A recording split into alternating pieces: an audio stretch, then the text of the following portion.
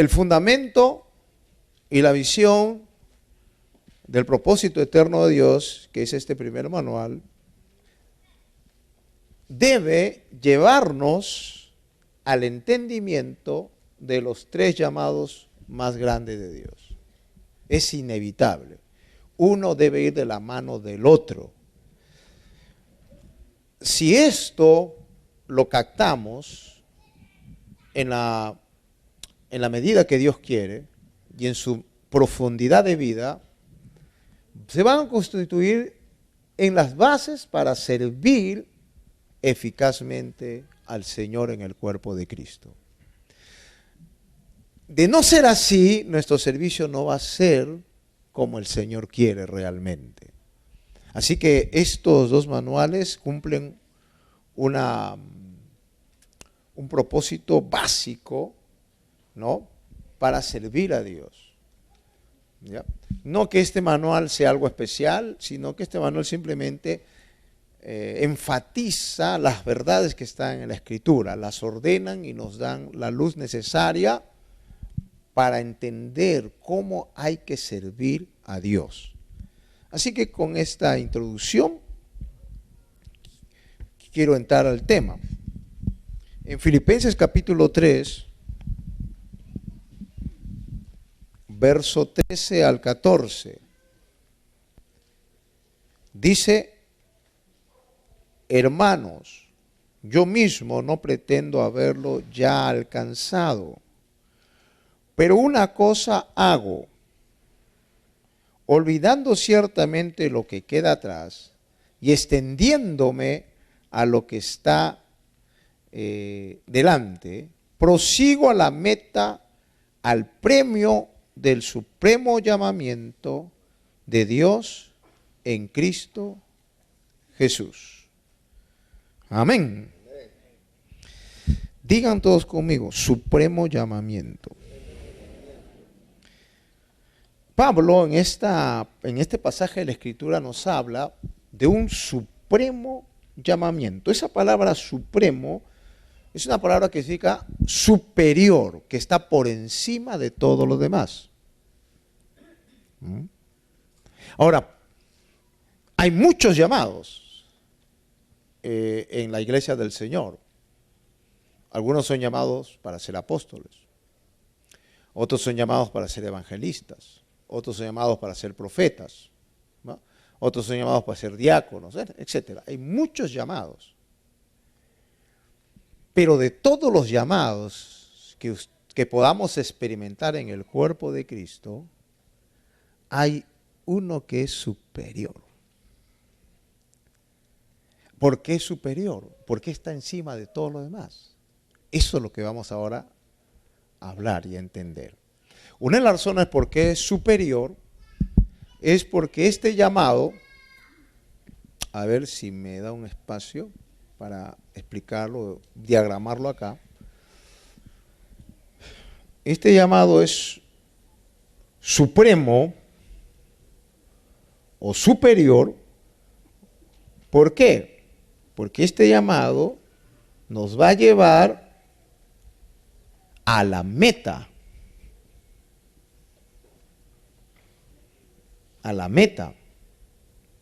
Pues dice, la meta del supremo llamamiento. Quiere decir que este supremo llamamiento, en otras palabras, nos lleva ¿a qué? A la meta. Por eso es de mucha importancia. Es decir, ser pastor, ser apóstol y todo el tema, no necesariamente me va a llevar a la meta. Pero este llamado sí. Por eso que hay muchos pastores que son pastores, pero no están yendo a la meta. ¿Cuál es la meta? Ser conformados, ¿no? Ser conformados a la misma imagen y semejanza de Cristo. Y usted verá que hay evangelistas tremendos, pero que no se revela imagen. Porque el hecho de ser simplemente evangelista no cumple el propósito de llevarte a la meta. Pero este supremo llamamiento sí. Entonces la pregunta es, caramba, entonces ¿cuál es el supremo llamamiento que es superior a los demás? Eso es lo que en estas lecciones vamos a enfatizar. Este supremo llamamiento podemos decirlo así, es tridimensional. O sea, tiene tres maneras de expresarse. ¿Ya? Tiene tres maneras. ¿Cuál es? La tridimensionalidad del supremo llamamiento, por ponerlo así. Pues ser hijo de Dios, ser discípulo, ser siervo. Esa es la tridimensionalidad de este supremo llamamiento. Son tres, pero es uno en su posición. O sea, es supremo llamamiento porque son tres inseparables.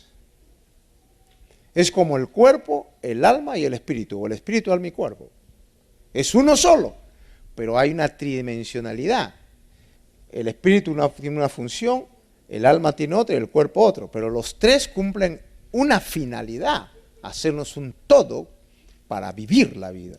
Así, de la misma manera, si yo solamente me quedo con hijo, pero no experimento estos tres, no hay la funcionalidad de vida que debo vivir. Y no voy a llegar al propósito eterno de Dios, al objetivo que Dios ha trazado en mi vida. Por esto que estos tres llamados están en el rango de supremo llamamiento, superior a todo lo demás.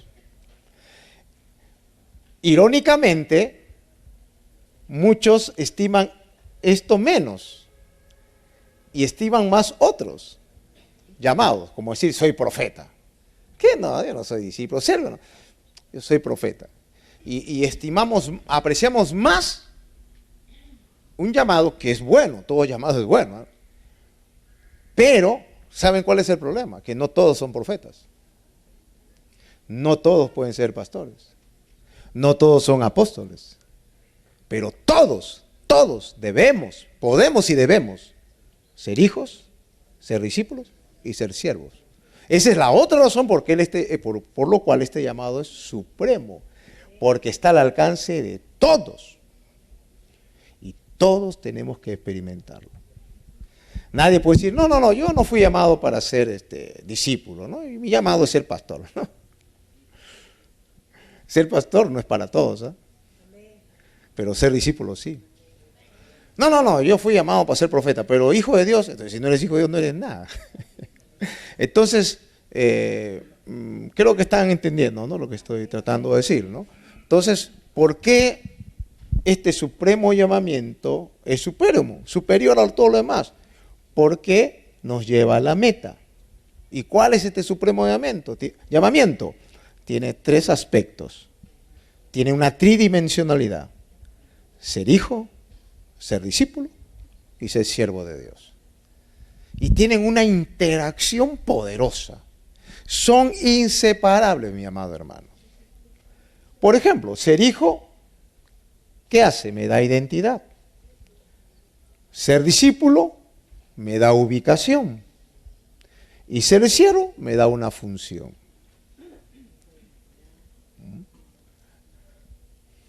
¿Cuántos son hijos de Dios aquí?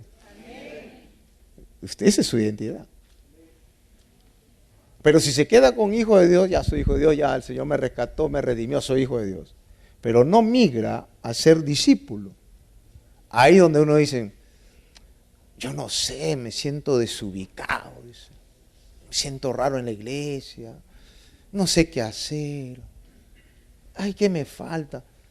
Creo que yo debería ser diácono, quizás debería estar en el coro. No sé, me siento desubicado. ¿Sabes por qué te sientes desubicado? Porque te quedaste como hijo, pero no fuiste discípulo. Entonces, cuando ya migras a ser un discípulo, te sientes ubicado. Y de ahí brota tu servicio verdadero, ya sea pastor, ya sea lo demás. Ese es el orden divino que en esta serie de lecciones vamos a ir profundizando. Amén. Bien.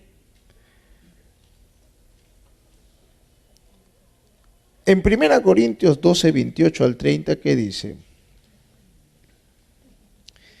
Y a unos puso Dios en la iglesia, primeramente apóstoles, luego profetas, los terceros maestros, luego los que hacen milagros, después los que sanan, los que ayudan, los que administran, los que tienen don de lenguas. ¿Y qué dice? ¿Son todos apóstoles? ¿Son todos profetas? ¿Todos maestros? ¿Hacen todos milagros? ¿Tienen todos dones de sanidad? ¿Hablan todos lenguas? ¿Interpretan todos? Es una pregunta. ¿Cuál es la respuesta? No. Pero son llamados, ¿se dan cuenta? Pero no todos lo pueden, no todos pasan por ahí. Pero cuando hablamos del supremo llamamiento que me lleva a la meta, todos tenemos que pasar por ellos, todos los podemos experimentar, y vuelvo a repetir, tiene que ver con ser hijo, ser discípulo y ser siervo. Vamos a empezar entonces a ver el primer gran llamado, que es el primero de los primeros. ¿Cuál es? Ser un hijo de Dios. ¿Ya? Eso es lo primero. El ser hijo de Dios es de los tres llamados más grandes, el más grande. Porque si yo, amado, no soy hijo de Dios,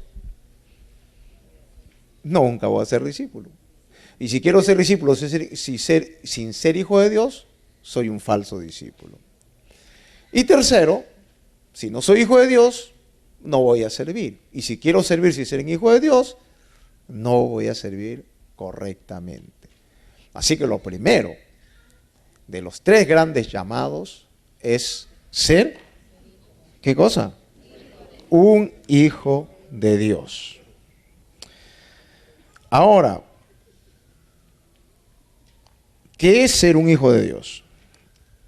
Es muy importante eso, ¿no? Saben que el dicho popular es, todos somos hijos de Dios. A veces creo que usted cuando predica la palabra a las gentes que no conocen al Señor, que están en las tinieblas, en el reino de este mundo, de las tinieblas, y usted va a predicarles, ¿no? Y le dice, venga al Señor, conviértase en hijo de Dios. No, si todos somos hijos de Dios. ¿Cuántos le ha pasado eso que le han dicho así?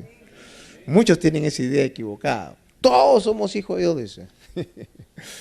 Y ese es un gran error. Entonces Jesús se confrontó también con eso, ¿no? En Juan capítulo 8, verso 42 al 45, ¿no? Tenemos ese pasaje, ese diálogo tan revelador, que dice ahí, Jesús entonces le dijo, ¿a quiénes? A los fariseos, porque ellos decían, somos hijos de Dios nosotros. Es lo mismo que dicen ahora la gente. Jesús entonces le dijo, si vuestro Padre fuese Dios, ciertamente me amaríais, porque yo de Dios he salido y he venido, pues no he venido de mí mismo, sino que Él me envió. ¿Por qué no entendéis mi lenguaje? ¿Por qué no podéis escuchar mi palabra? Vosotros sois de vuestro padre el diablo, y lo deseo vuestro padre queréis hacer. Él ha sido homicida desde el principio y no ha permanecido en la verdad, porque no hay verdad en él. Cuando habla mentira, de suyo habla porque es mentiroso y padre de mentira, y a mí porque digo la verdad, no me creéis. O sea, Jesús fue tajante, drástico y claro. Ellos decían, nosotros somos hijos de Dios.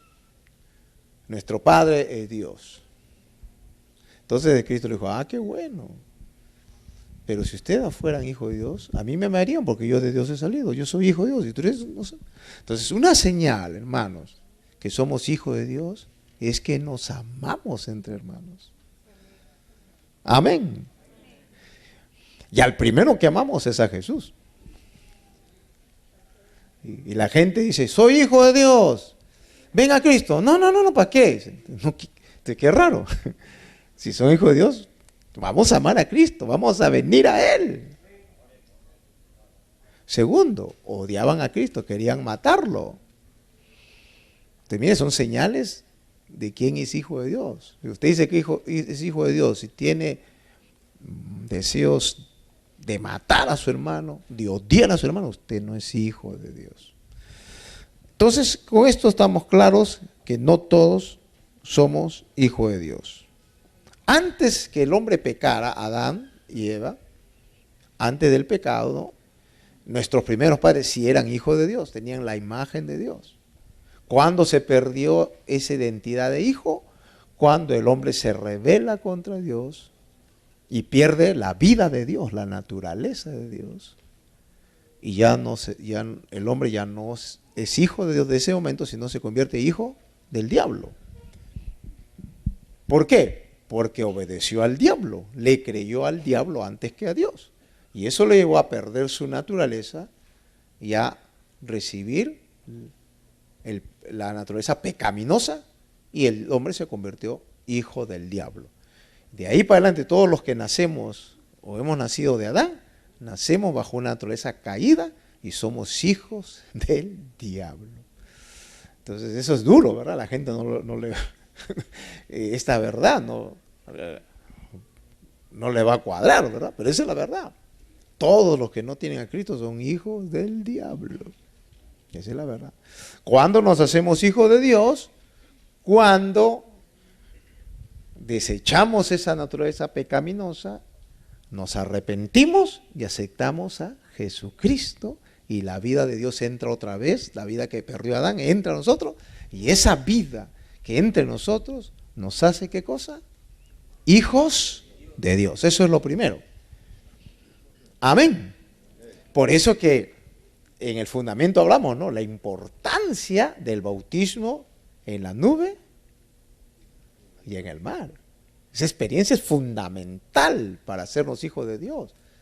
En otras palabras, la nube, que es el Espíritu Santo, nos convence de pecado. El mar, ¿no?, que representa el bautismo que pasó Israel en el mar que se abrió, el mar rojo, que es el bautismo en agua, guiado por esa nube del Espíritu. ¿A qué nos lleva? A una experiencia. ¿Cómo se llama? ¿Cómo se llama? Fuerte. Nuevo nacimiento. Ahí nos hacemos hijos de Dios.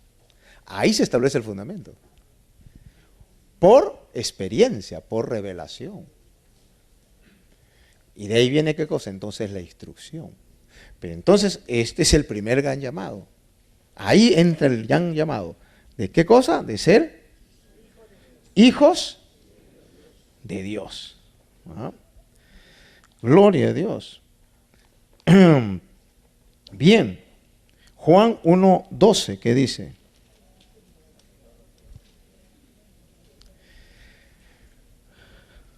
Juan 1:12 dice: mas a todos los que le recibieron, a los que creen en su nombre, les dio potestad de ser hechos hijos de Dios.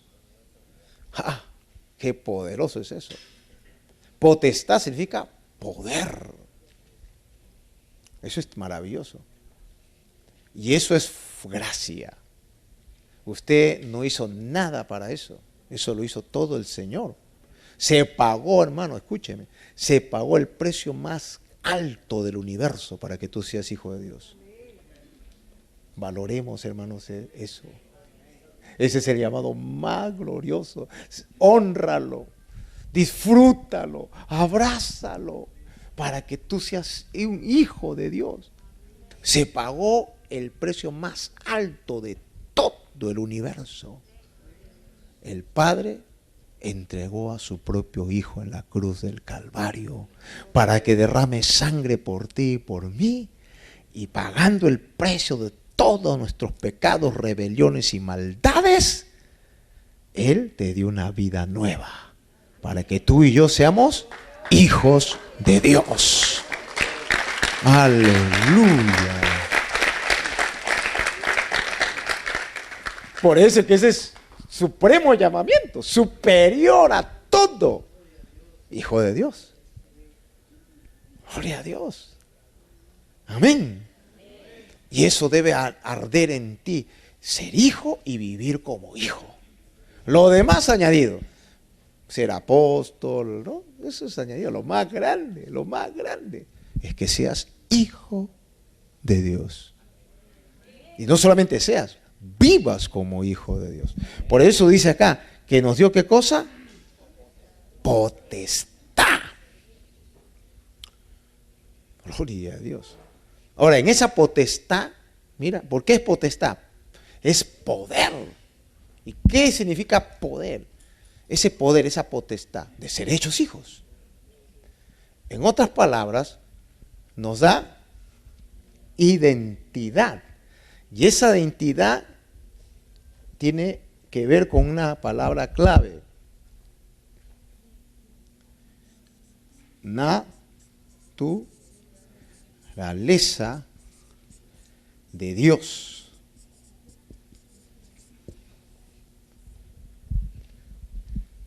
Cuando usted es tocado por el Señor y se convence de pecado y usted entra al agua del bautismo, el Espíritu Santo le imparte algo. Usted recibe naturaleza, vida de Dios mismo.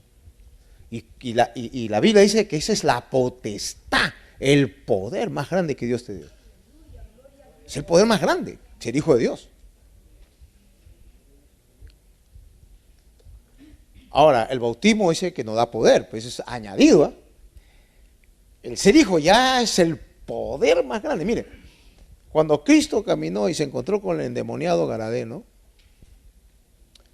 el endemoniado Gadareno comenzó a gritar, a revolcarse, a botar espumarrajo. ¿Y qué decía? No decía, pastor de Israel, me estás atormentando. Apóstol, me atormentas. ¿Qué dijo? Jesús, Hijo de Dios, has venido a atormentarme. O sea, la identidad de hijo te da tal poder que atormenta a los demonios. Solo esa identidad. Ahora, Cristo no solo tenía la identidad, caminaba en ella, expresaba identidad. Y los demonios decían, este es hijo de Dios. Cuando tú vives en tu identidad, los demonios no te aguantan. Y el endemoniado de tu marido, si está endemoniado, no te va a aguantar. Pero es el primero que no te va a aguantar.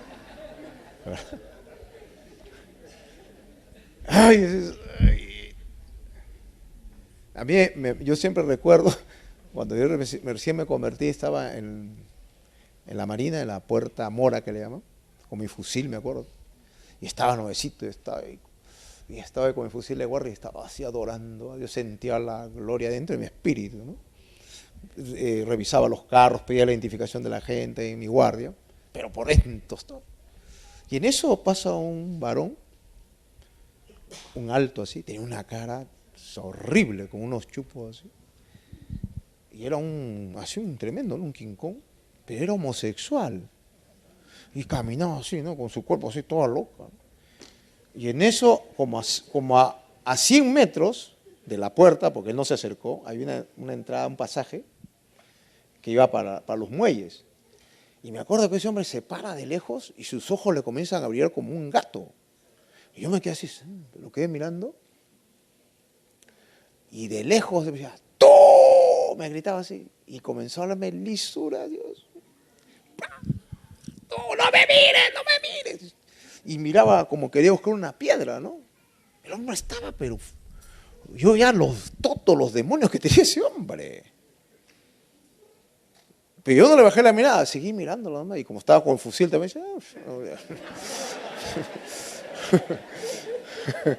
yo estaba ahí, ¿no? A ver, ven, pues ven. Lo miraba. Y el hombre, ¿no? Y eso se me quedó hasta ahora grabado. Pero pasando el tiempo entendí por qué ese hombre se atormentaba. Porque los demonios no ven tu cara, ven lo que tienes adentro. El diablo sabe que tienes adentro. Alabado sea el nombre de Jesucristo. Aleluya. Amén. Romanos 8, 16, 17, mira qué dice. Romanos 8, 16 al 17 dice, el Espíritu mismo da testimonio a nuestro espíritu de que somos hijos de Dios. Y si hijos, también herederos, herederos de Dios y coherederos con Cristo, si es que padecemos juntamente con Él, para que juntamente con Él seamos glorificados. Amén. Cuando usted es hijo de Dios, usted no se pregunta, apóstol, ¿seré hijo de Dios? No, usted lo sabe. Usted sabe que es hijo. Porque el Espíritu mismo que está en ti te da testimonio que tú eres hijo de Dios. A mí me da curiosidad todo el que nace de nuevo. No necesita decirle, mira, tú eres hijo de Dios. No, él ya lo sabe. ¿No? O sea, no es darte un curso para que sepas que eres hijo. Por tu experiencia que has tenido, tú sabes que eres hijo. ¿Por qué? Porque ahora le dices, papá, Señor, te amo. Esas son expresiones que brotan de alguien que recibió naturaleza y adopción del Padre. De tal manera que si hay alguien que no puede decirle, papá, ay, no sé, ¿será mi Dios? No sé si lo amo. Ahí hay que preguntarnos, ¿nació de nuevo? ¿Tiene vida de Dios? O a lo mejor el diablo lo confundió, ¿no? Pero si nunca realmente, nunca esa persona tiene esa relación, nunca, entonces nunca nació de nuevo.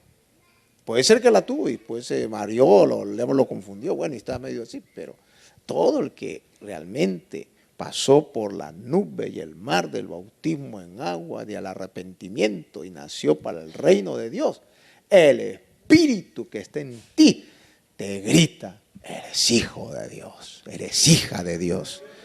Amén, hermanos, gloria a Dios.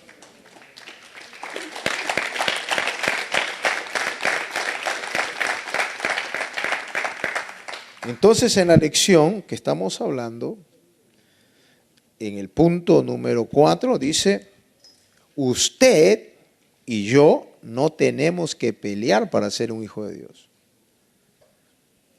No tiene que pelear.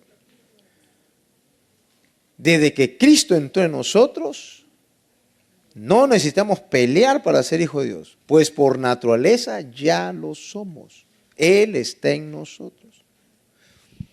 Es como los hijos naturales, ¿no? ¿Cuántos acá tienen hijos? Yo tengo hijos acá. ¿Cuántos tienen hijos? ¿Acaso tu hijo cuando se levanta dice, él es mi papá, él es mi papá, él es mi papá? Ay, él es mi papá. ¿Lucha para ser el hijo tuyo? No. Él es tu hijo. Y se lo dice, mamá, dame esto. Él es tu hijo, por naturaleza. Pero cuando va un extraño a tu casa, es así, tía, no puedo comer esto, tía. No es tu hijo. Me están entendiendo, ¿verdad? Y así es la vida espiritual. Tú no luchas para ya si te diste tu vida a Cristo. Eso es natural, tu relación con el Padre. ¿Eso qué implica? Que te vas a acercar al palacio del rey, a sus recámaras, a su oficina secreta, con toda libertad. Esa es una señal de que eres hijo, la libertad de tu acercamiento al Padre. Yo escuché algunas oraciones de algunos en Chile, ¿no? Aquí no sé si tienen esa costumbre, pero como fui a algunas iglesias, escuchaba que oraban así, ¿no? Usted, Señor, dirá, usted diga, Señor, usted. Qué raro, ¿no? Entonces, ¿eso qué relata? Que le estaba diciendo, estaba lejos del Padre, como un sujeto extraño. Pero el Hijo de Dios entra con libertad, no decirle, usted, Señor, dirá, ¿me permite usted? No. A ver, su hijo, mi hijo, por ejemplo, de muy pequeño, cuando yo estaba en Independencia, tenía mi oficina, muy chiquito entraba, papá, se metían. Y a veces estaba discipulando, decía, hijito, por favor, hijo, ¿puedo decir? Ay, él se ponía acá, me abrazaba a mis hijos, ¿no? Porque son hijos, pues, ellos te entran con libertad. Igual manera nosotros, ¿cuántos son hijos de Dios acá? Mire, nosotros los hombres tenemos horarios, tenemos, ¿no? Agenda, hermano, hijo, estoy atendiendo. Pero el Padre Celestial siempre tiene la puerta abierta. Él no para ocupado. Aunque atiende a todos, tiene tiempo para cada uno.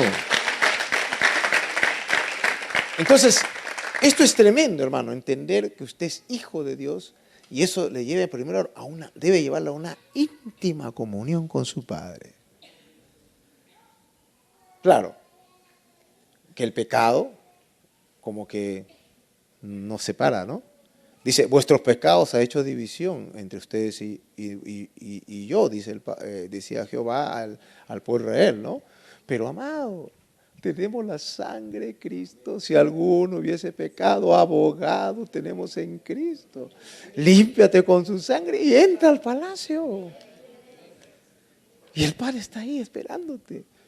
Porque para eso pagó Cristo el precio en la cruz del Calvario, para que continuamente tengas libertad. Amén. Por ejemplo, yo me levanté para venir de Guatemala aquí, nos levantamos con mi hijo. Yo me levanté como a las 4 de la mañana para listar mis cosas, llegó a las 5 y ya ahí nomás salimos al aeropuerto. Y ni tiempo para orar, ¿no? Pero yo igual estaba en el vehículo, estaba orando, conectado con Dios. Iba en el avión, ahí estaba orando. Estaba, con mi hijo, creo que tuvimos una hora ahí esperando que venga el avión. Y ahí nos senté, puse mi iPad y, gloria a Dios. Mi espíritu se rinde a ti, eres tú mi deseo. Y ahí estaba la presencia del Señor. Tú puedes tener comunión donde estés. Entra al palacio del Padre con toda libertad porque eres hija, hijo de Dios. Gloria a su nombre. Amén, hermano.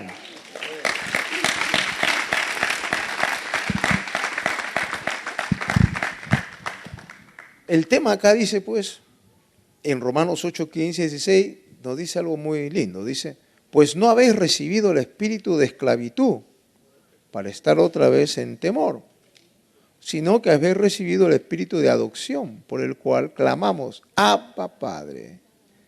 Abba Padre, ¿qué significa? Papito. Abba, esa palabra es papito mío. Abba Padre. El Espíritu mío da testimonio a nuestro espíritu de que somos hijos de Dios. O sea que, si alguien tiene miedo de acercarse al Padre Celestial, es porque no es su hijo, hermano. Todo hijo no tiene ningún temor de acercarse a su Padre. Él te ha dado toda la potestad para acercarte a Él. También aquí el tema dice que el diablo, ese es el mentiroso que nos dice, ya no eres hijo de Dios, ya no te va a oír el Padre. ¿Cuándo te dice eso? Cuando fallas, cuando pecamos. Pero amados, recuerda, todos fallamos. Y Dios el Padre lo sabe. Todos cometemos errores, todos le fallamos. No hay nadie que no falle. Vamos perfeccionándonos, sí, pero hasta el más perfecto, tarde o temprano le va a fallar. Pero quiero decirte, hay un manantial de sangre inagotable para limpiarte cada día. Por eso es la oración diaria, pues. ¿Para qué te levantas cada día temprano? Para estar apto, estar santificado y tengas total libertad de acercarte a tu Padre Celestial. Así que si el diablo te está diciendo que ya no eres hijo de Dios por alguna cosa que hiciste, dile, diablo mentiroso, te reprendo. Y ahora me limpio con la sangre de Cristo y me acerco al trono de la gracia de mi Padre para su oportuno socorro. Hebreos 4, 10 al 11 dice, 4, 10 al 11, dice, porque el que ha entrado en su reposo, también ha reposado de sus obras, como Dios de las suyas. El otro versículo 11 dice, procuremos pues entrar en aquel reposo, para que ninguno caiga en semejante ejemplo de desobediencia. Y ahora el verso 15 y 16, vamos al 15, pasemos al 15, dice, porque no tenemos un sumo sacerdote que no pueda compadecerse de nuestras debilidades, sino uno que fue tentado en todo según nuestra semejanza, pero sin pecado. El 16, acerquémonos pues confiadamente al trono de la gracia para alcanzar misericordia y hallar gracia para el oportuno socorro. Qué lindo. ¿Cuánto damos gloria a Dios por esto?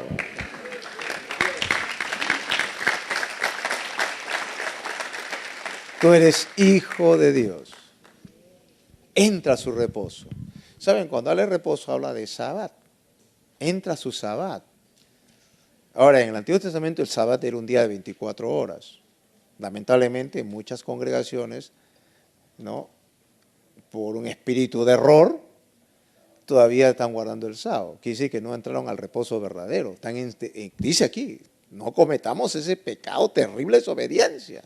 Israel tenía el sábado físico, pero nunca tuvo el sábado espiritual, porque no actuaban en fe. Y vivían en pecado, vivían en desobediencia. Entonces, ahora ya no hay sabbat físicos. Somos sabáticos, porque entramos al reposo del sabbat el día que te arrepentiste de tu pecado y le diste tu vida a Cristo, entraste al reposo. El sabbat no es un día de 24 horas, es toda la época de gracia. Ese es el gran reposo. Amén. Así que si te encuentras con alguien que dice, yo soy del sábado, yo también soy del sábado. Ay, sí, hermano, hoy eres sabático, soy sabático. Ay, qué bueno, entonces el sábado vamos al culto. No, todos los días tengo culto, lunes, martes, miércoles, jueves. El sábado es todos los días, todos los días del año. Amén. Eso de que domingo el culto es por un sentido de orden, un sentido de que es un día feriado, pero todos los días es culto de nosotros. Vivimos metidos en el sabbat de Dios, en el reposo de Dios. Amén, hermanos. Así que entremos, vivamos en ese reposo cada día con Dios. Todo eso se logra por ser, ¿qué cosa? Hijo de Dios. Amado Dios, te doy gracias por este primer gran llamado que tú nos has dado.